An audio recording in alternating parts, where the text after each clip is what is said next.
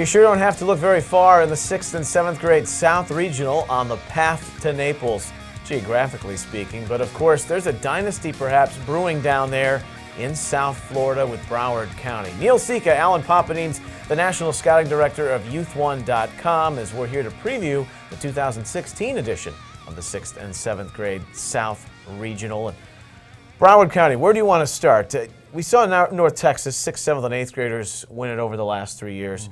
This Broward County group has the look of maybe doing the same thing. 6th graders won it last year convincingly, as did the 7th graders in a victory over Seattle. But that 6th grade team, you never know with those first-year players how they're going to react. But boy, they were poised and ready to play football from the very start. They reacted and were not shocked at all by the competition, by the speed of the game, how the tournament played out.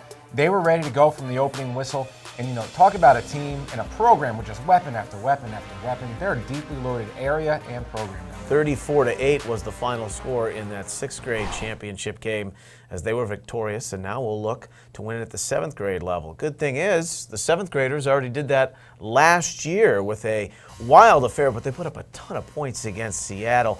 It helps when a group like that can play together in their league play, and that's the case with the 7th graders. Yeah, they got a solid core that stuck together all season long last year into the postseason, and same thing this year. That chemistry. We always talk about how in all-star tournaments and games, chemistry is the most important thing for a team's success. I mean, this team's got chemistry down.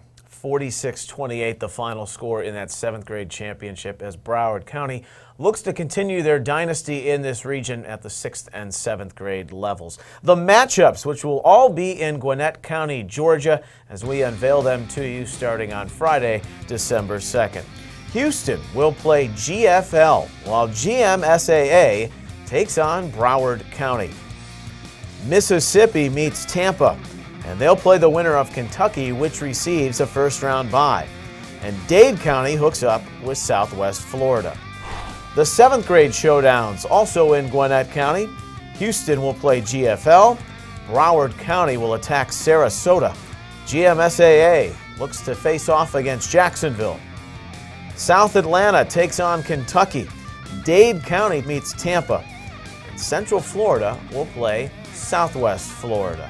And with that, Youth One's Pop's Top 4. It's just around the corner in both age groups. Are you ready? Yeah. Because this is always a highly debated topic. It always is, and that's what makes this tournament fun. I love this bracket and ready to go. All right. We'll have that for you after these messages.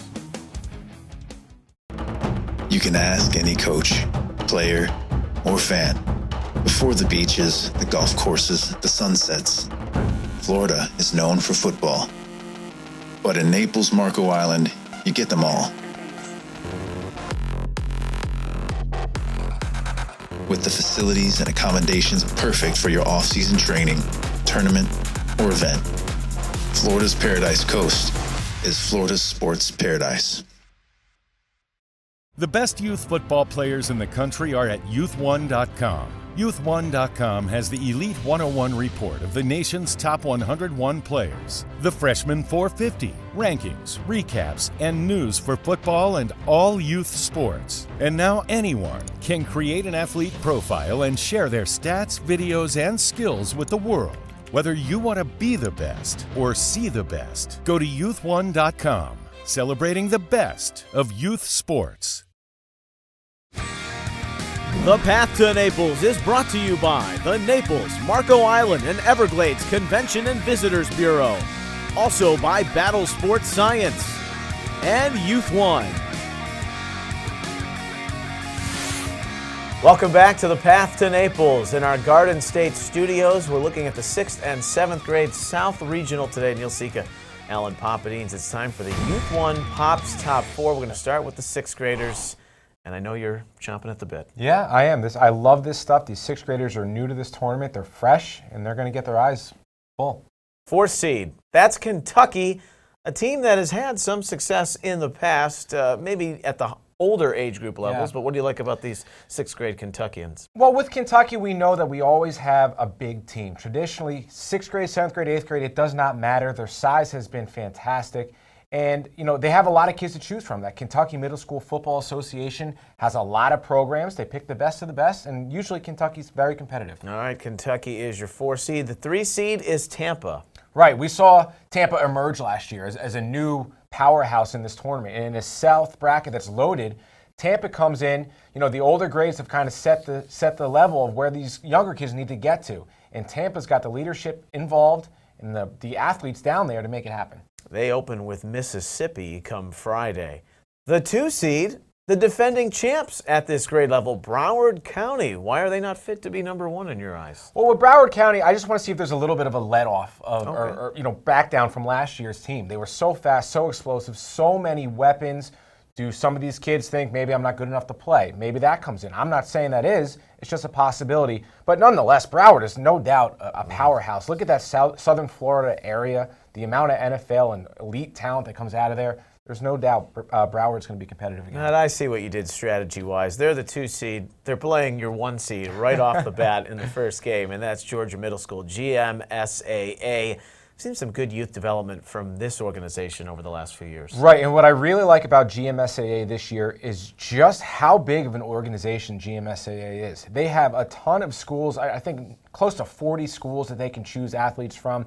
And in speaking with the GMSAA coaching staff, they are more confident in this group than any of the other classes they've had before. So that speaks volumes. If a coaching staff is that confident in a team that's turned out so many D1 prospects in the past, I think that speaks a lot about this team's ability. All right, GMSAA is the 1 seed for the 6th graders in the South Regional. Your sleeper, just across the way from Broward County, it's Dade. And exactly the same reasons I said Broward was going to be successful, I think the same thing with Dade. The amount of athletes and the high quality of athletes they have to choose from, South Florida is known as a football hotbed. And that's exactly where Dade County is. That's exactly where Broward is. Well, that is a look at the sleeper, and Southwest Florida is the opponent of Dade County to start things out. Those games are in Gwinnett County, Georgia. All right, 6th graders out of the way. You ready for the 7th grade? Let's bring them Pops on. Top 4. Bring Youth 1 Pops Top 4, the 4 seed in 7th grade. That's Kentucky again. They were your 4 seed in 6th grade. Those 6th graders lost in the first round to St. Louis last year, and it's always tough competition, but you got to have a good quarterback, and you start with Gunnar Collins. Yeah, and as I hit on, Kentucky has a large pool of athletes to pick from, and Collins is one of those athletes they picked up. 6 foot, 185 pounds. He's a muscular kid. He looks like a high school player right now in only the 7th grade. He's a dual threat kid, running and throwing. And the thing I love about him is just how physical and strong he is. On the defensive side of the ball, he's a middle linebacker. You got to love that mentality for a quarterback. Well, they also have other options. Evan Poor's listed as an athlete, but he can play quarterback. He's a southpaw. Right, he did play quarterback during the regular season. I think they're going to go with Collins, though, and he'll move out to a wide receiver. Listed as an athlete, 5'11", 150.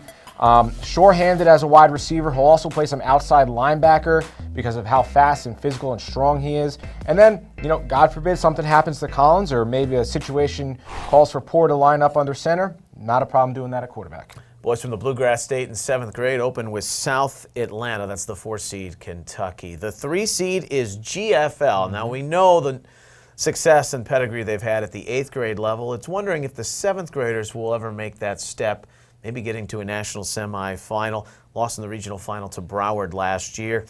Alex Diggs, a first-team all-tournament performer for you last year at running back. Yeah, all this kid did was score touchdowns last year. Very, very impressive.